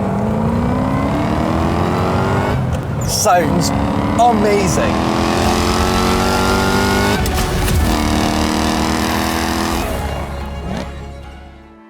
What was frustrating during the noughties is that this car was routinely put up against the 996 911, but the power this car had put it slap bang between the lower spec Carrera and Carrera S's and the savage 911 Turbo. Sadly, car magazines more often than not put this thing up against the Turbo because they clearly decided that power advantage was unfair over the Carreras. That meant it got annihilated because pretty much any car that goes up against the 911 Turbo generally loses. But with everything we've done to this car, I reckon it would take it now. The 911 Turbo created exactly 420 horsepower, so we're bang on in that respect. But with this thing's uprated clutch, uprated brakes, and those brand new coilovers, I think we've built a Porsche beater.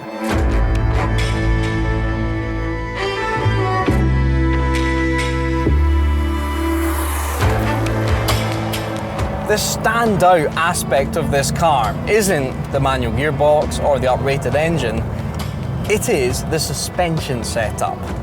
The guys at Swallows are racing drivers at heart. They regularly compete in a nationwide Jaguar series, and they have poured all of that intel and experience into these Evo coilovers. It is by far the main thing you can feel from behind the wheel. They have found that perfect balance of the car still riding perfectly as a Jag should, but also being exactly as stiff as you want it so that you can show it a corner and it will take it aggressively.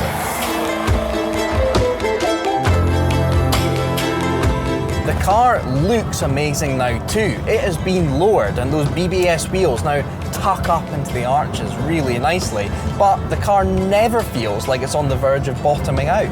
The XK as standard is a big wafting cruiser, really. But by switching to these coilovers and Tom and the guys fiddling about with them, iterating each setup, this thing is a proper sports car now. Combined with the Michelin PS4S tyres, the suspension gives the perfect amount of response through stiffness, while also having just enough lean and roll to make sure it's not too jumpy and hyperactive. The original Jag suspension is a bit too comfortable and soft, and if you slap a set of coilovers on a car, you can sometimes ruin it. But when you have a professional set them up, they can transform anything, even a 1700 kilo British barge. If you fancy a manual XKR of your own, by the way, hit the guys at Swallows Racing up, their order books are already filling up. This car isn't perfect though. Let's start with this manual gearbox. The housing of the gearbox is a slightly different shape to the auto that came out of it, so some heat shielding had to be removed. That lack of heat shielding means that heat pumps up through the gear stick gaiter and into the car. It just so happens the aircon isn't blowing cold. It has been over 30 degrees in the UK recently. Today it's about 25. So, it gets very sweaty in this cockpit. Those are things that will be sorted, but right now, you can probably see it on my face. My face is wet. I need some air. I'm sorry, sound man. Just give me 2 minutes. Holy crap. Then there's the clutch. Now, we deliberately put in a pretty severe clutch into this car. 1, so it could deal with the power, and 2, so that it can win a certain drag race coming up. I'm sure you guys know all about that. It is actually the exact same clutch that these Swallows guys put in their racing cars, which is great. And also, a massive pain in the arse. Out here, in the sticks, it is punchy, direct, a brutal shift, but really nice once you get going. But this isn't a race car, it is a road car.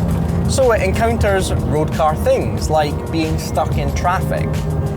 And this clutch does not enjoy that at all. It does not like being ridden in the slightest. And also it is a race clutch, so it's just gonna wear out. It's not been designed for kicking about in traffic.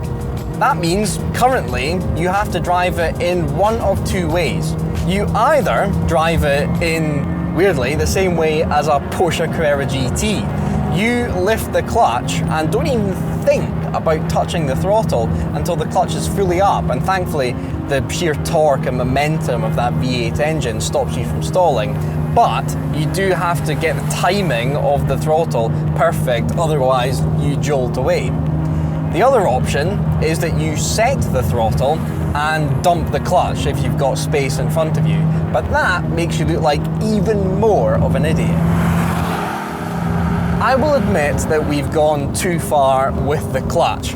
We'll keep it in for now because we have a drag race to win, but after that I think we'll put the setup that we had in the M5, just so that we tweak the needle back towards road car rather than track car.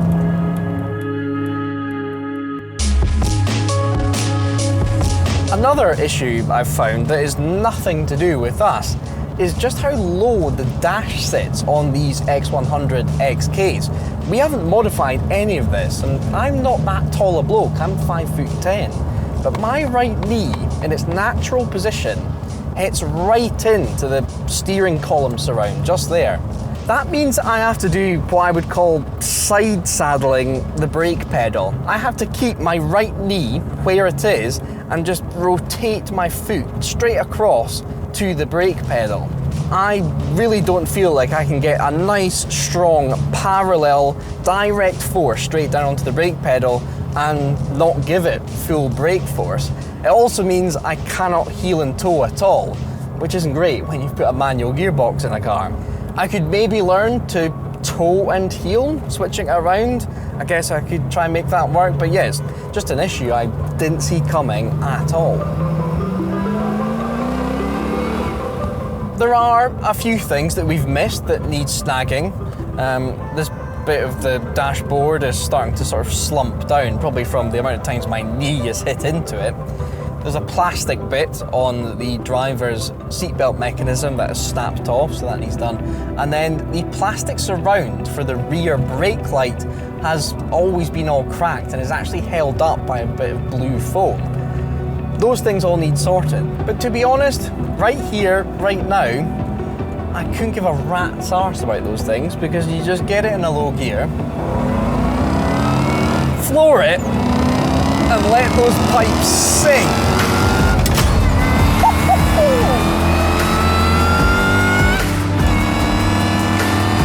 Back to the question from the start then. Have we made a better Jag? By going this far with it, have we left behind some Jaguar-ness? Well, it's tricky. Jaguar is a very different company to what it was back in the early 2000s. It seems to horse through CEOs. It keeps being on the verge of either being collapsed or sold off, and as it stands, it is about to become a purely electric luxury brand. The V8 sports car lineage has now died with the F-Type bidding farewell. I am a Jag man through and through, so is Richard. But would we even think of buying a brand new Jaguar? No, it's not even close, really.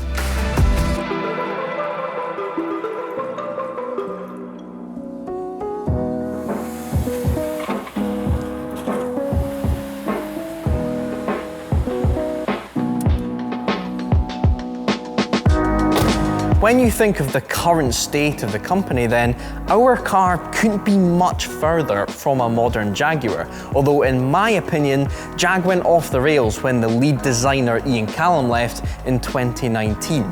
Instead, I like to think of the core original values of Jaguar and then look at our car, especially from that rear three-quarter view, the roof line, the front grille, the leather, the wood, and now our 3 pedals and a stick. Our car is now quite far removed from an original standard XK, which is quite a gentrified, wafty GT car.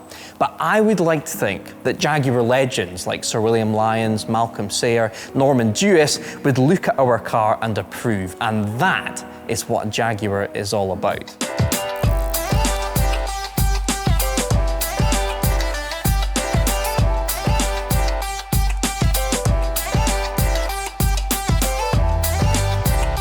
What is ridiculously cool is the guys have put this on the ramp next to us. This is the Jaguar XKR, the one-of-one concept. This was Jaguar's manual XKR, the entire inspiration behind our project. So how does ours compare to theirs?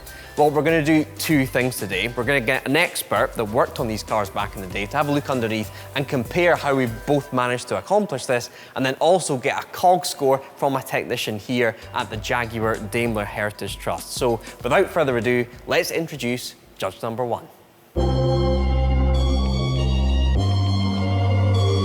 Yeah, no, I'm sturdy like a Millie Rocket. Skin clear, still look young, Andy Miller knockers. Money in my pocket, don't call me a money pocket. Engine get to rocket, it sound like a thunder rocket. Yeah, I still love my baby even when it's toxic. Crazy like she Britney, but no, she don't shade the noggin. No, Russell Wilson way I get along, stay in the pocket. I get paid and do my dance like a touchdown. Yeah. So Graham, you were an engineer back in the day, specifically on transmissions. Right. What did you kind of specialise in? Well, we worked on automatics and manuals. Okay. So I started in the mid-80s working on XJS, a little bit of Series 3 with the old transmissions on that, and then moved into XJ40 and XK8 and all the cars that came after that. So been involved with most of them. Did you work on the XKRR, or was this? This specific car I didn't, so this would have been a prototype shop that would have done that. But yes. The production cars I worked on, both XK and XKR. Yeah. Okay, well, let's have a look underneath and tell me what's going on under here. All right. So Graham, it all looks quite similar to me, but point out what the differences are. What did Jaguar do here? Okay, so what Jaguar have done here, they've taken a Tremec manual transmission, which would have been a production part at the time. So this is a production main case, if you like, of the Tremec. But what Jaguar had to do to create this car is they've taken an existing bell housing that would have bolted to the engine. They've cut it and welded it to an adapter plate, and then bolted that directly to the Tremec transmission. So I'm guessing maybe there's an existing input shaft in there rather than a brand new one. So they would have dictated the length of that to suit the input shaft and to fit the clutch in that's needed there. So you think this is potentially the old Mercedes Autobox bell housing It looks very much like it, yes. And then this plate's just been whacked in there? That's been made in our prototype machine shop, and the 2 parts welded together to give the length to fit the clutch and the clutch release mechanism inside that gap, yes. So adapter plate, and then this is essentially a sort of Corvette gearbox they've put in here. I would guess so, yes. And then out the other end? What's there's also a heavily modified tail case as well. So you can see where we've had to weld an adapter to the back of the Tremec transmission. And this is also heavily modified, probably made in our prototype shop, to pick up the existing Jaguar gearbox mount and cross member that bolts directly to the long gears. So really, the only thing I can see that's identical really is just the fact that this cross member stayed where it is. Because I think we've still got that on our car in exactly that position. But everything else, there's quite a lot more. I mean, looking at ours, as I said, there's quite a lot more going on here than I think we've got in my car. Very much so. It was, yes, this is heavily modified in comparison with your car. The shifter system as well, of course, is very bespoke, and even the output shaft onto the prop shaft is a universal joint on this car, which was not production at the time. Okay, so that's this car. I'm very interested to see what you make of our build now. So let's swap over. Okay. Right. Tell me the good news, the bad news. What do you see? Okay, so this is a much more productionised transmission in this vehicle. Yeah, so this is out of a diesel S type. Diesel S type, the ZF transmission that we used on diesel. Yes, and you can see that there's a slight difference in the rear face of block and the starter motor location. So you've got a small void there. Yes. But with fairly small amount of modification, it's clearly gone in, and the benefit is that it bolts straight to the back of the block and connects with the Jaguar mount as well. So all of this is quite important for, not just for MVH, for crash, all these sorts of things. This can survive a lot more stresses than anything that's been welded together. Okay. Great for alignment as well. Okay, so you're saying this is kind of a bit more uniform. So why wouldn't Jag have gone for this setup back in the day? It's just availability of parts, I would guess. So that car predates this car by quite a lot. Okay. And so although the cars were built at the same time, you've had the benefit of time with this car that parts exist which didn't exist when that car was put together, I am guessing. Okay, so the S-Type diesel kind of, this gearbox basically didn't exist when this was... That's right, and it's a high torque engine, which is why on the automatic XK, you know, we had a different transmission for the automatic on XKR as we did Mercedes against the ZF. So if you were going to do it, you'd want a big, strong gearbox, and this is certainly a big, strong gearbox. Yeah. Okay, so you're fairly happy with our build then? Looks very neat. Thank you. Looks very neat. And just looking at it now, I can't pick anything out that I'd be too critical about, to be honest with you. Maybe fill that hole in there. Yes. But outside of that, yeah, it looks quite a neat installation, this. Okay, so just to explain that further, so that would be the starter motor for the S-Type diesel. They would sit in there. That's right. So repositioned. Yes. So due to whatever was going on that vehicle, very often starter motor locations. It's a big component. The starter motor. It has to go obviously somewhere on the periphery of the ring gear, and so on the diesel it would have had to have come in that point, but on the V8 petrol it's higher up, as you can see. Okay, well, I'm treating that as a win. You're a Jag man, you've got an E-Type, you've just told me, so if you fancy getting your checkbook out, Swallows are taking orders. Right. You want your manual X100, give them a shout. Okay, will do. With Graham's stamp of approval, we then moved on to the scientific side of things.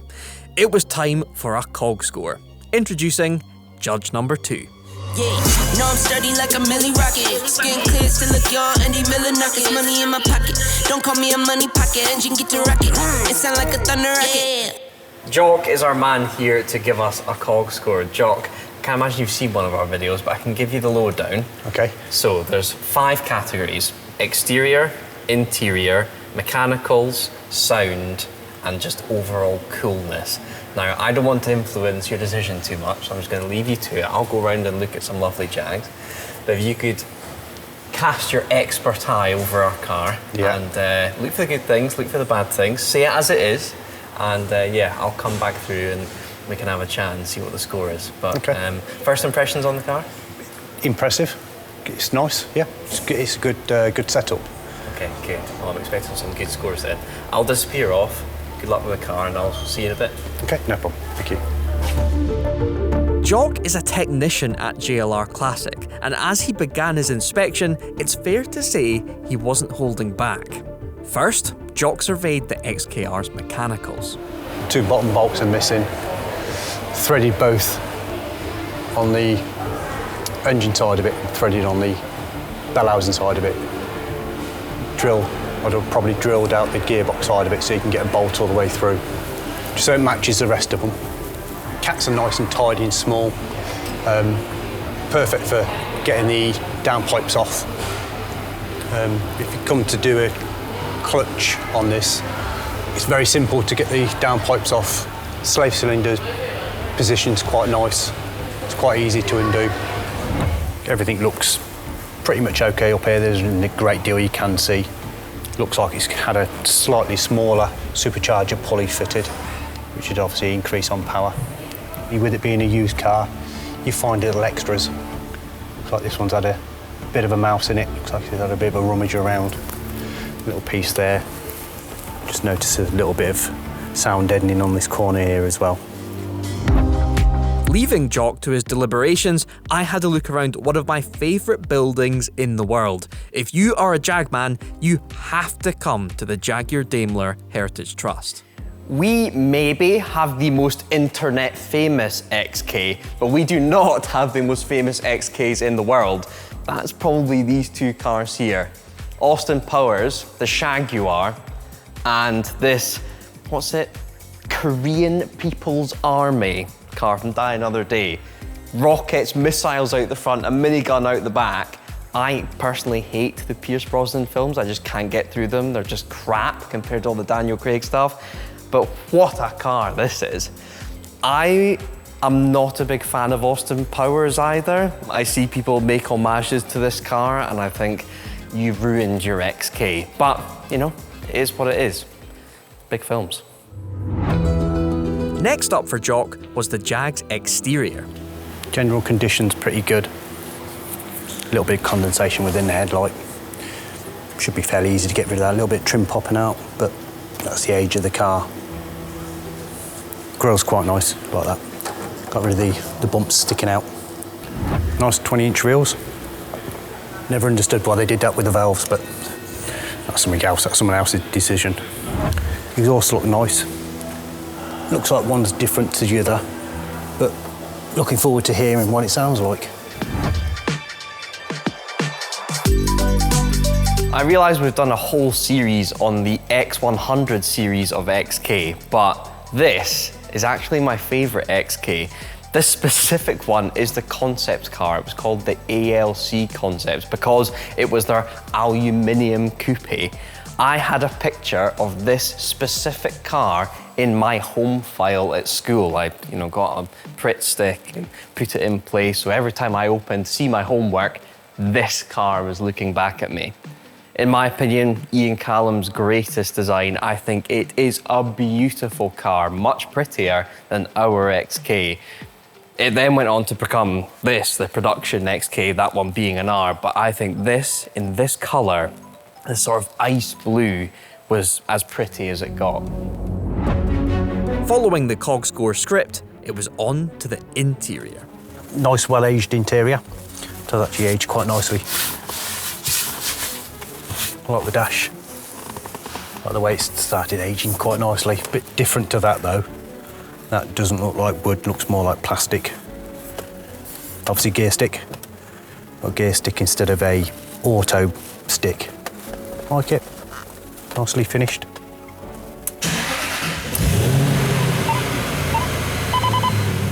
Sounds quite nice. Nice little bauble to it.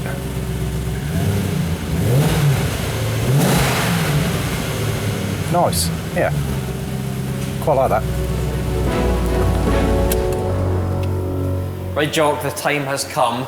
You've had a good look over the car. Give me my scores. Let's start with exterior, out of 10. I'd probably go middle of the mark with it, about 5. It's good condition, there's no rot, can't see any rot. Paintwork, a few defects, bit of trim on the outside. Yeah, I'd probably go middle of the mark, 5. Okay, yeah, I must say, the more I've lived with a car, the more little things I've picked up on. But okay, tough start, I must say. Moving on to interior. Interior. See, I quite like the interior, apart from that centre part of the dash. Oh, you don't like the Japanese bit? It's more the wood trimming around it. Yes, it's, yeah. That bit's, yeah, it's a bit of a downfall for me, that one. Okay. Probably go 6 out of 10. Okay. Jot that one down. 6. Okay, next, mechanicals. I feel like we might recover some points on this one. Oh yes, yes. There's a lot of work that's gone into what they've done. Mechanically, it's in good condition. Okay. So I would probably go 9 out of 10 for that. Nice. Swallows are going to absolutely love that. Okay, sound. Sound, again, very nice sound. And I would probably go up the top there. I'll probably go 9 out of 10 for the sound. Good, here we go. And the cog score's coming together now. And then finally, coolness. On that front, it's like, would you want to own the car versus like what you class as the coolest car in the world? Where would you put it? It would be a nice car to own. There would be some slight changes I would do. Okay. Like what stuff? I'd change the paint, trim bits. Yes, okay. Change some of them. I get that. Probably do a few of the little modifications. Nothing spectacular. Yeah, it'd be something that I would own. Okay. So out of 10, out coolness? of 10, I'd probably go 8 out of 10. Okay, I'll jot that down, which means my final cog score is 37 out of 50. So if I was at school, I think that's an A. I think that's 70-something%. So I will take that. I think that puts me on par with Matt Armstrong's E46 M3. Not that this counts properly as a cog score, but I'll take that. Thank you, Jock. It's been amazing to have your expertise over this, and really cool to compare this with the proper Jag product over there. Oh yes, very much so. Yeah, definitely. So yeah, thank you for having us, and yeah, we'll maybe be back with another crazy Jag project down the line. It's another goodbye. Our unique, mighty Porsche-beating manual Jaguar XKR is leaving us for pastures new.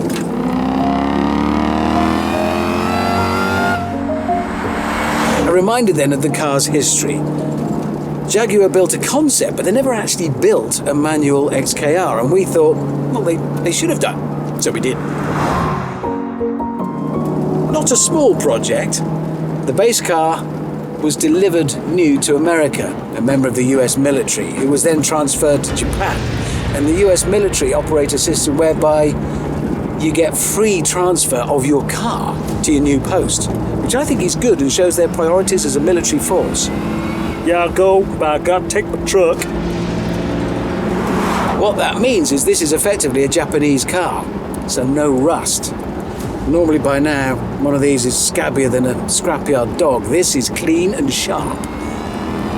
Then the work started. To turn an automatic XKR into a manual, first you need a manual gearbox, ZF 6-speed.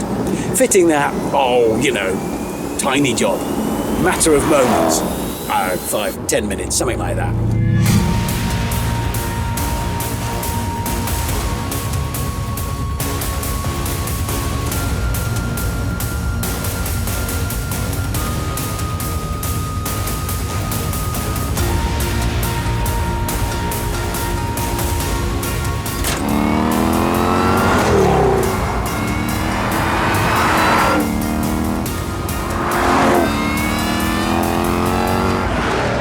Didn't stop there. More power came courtesy of a smaller pulley on the supercharger, up from 370 to 420 brake horsepower. More power means, in an old Jag, wobblier. One of these by now normally baggier than your grandma's sofa. So new coilovers tautened everything up. And the result has completely transformed the car. It's a hot rod. It's a muscle car. I'm more conscious of attacking corners in it. I'm more conscious of exploiting the qualities of that platform underneath. It does encourage you to exploit what is really a fine handling car that was lost because of the slush box. It's a totally different beast, and they should have made it. We were right.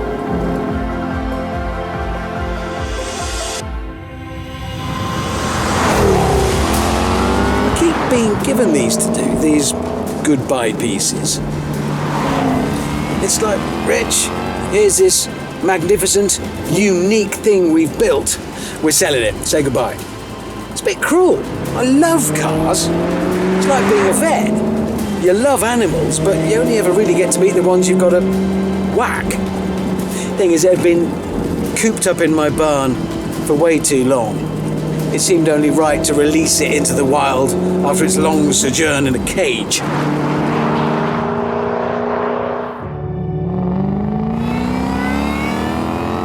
So like the DRIVETRIBE V10 M5, it's time now for the Jag to find a new home. It's interesting to think though, it's already circumnavigated the globe. Born in Coventry, moved to America, Florida, then Tokyo, then Somerset, and then it's off into the sunset once again. It's travelled. It hasn't been all fun and games. It lost the Jag off in the courtyard of the smallest cog in front of an audience of assembled DRIVETRIBers, and it lost to my supercharged Jaguar XKR. Your number of votes given, 18. My number of votes given, come on. 22. Yes! Yes! Team XKR takes an A! It doesn't matter, they're all fantastic cars, but mine's the best. I'll remember that day forever, mostly for Mike's face. But it did then win the manual Jag drag race against Auto Alex. 3, 2, 1, go. Good start. Woo! Wild, wild, wild, wild. Oh, hit the limiter. Got a much better start. Come on, Jimmy Jack! But here I come. Goodbye. Goodbye. Hit the limiter again!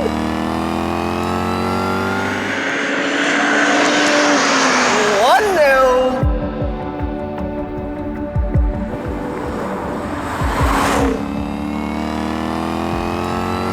And now it's time for the big farewell.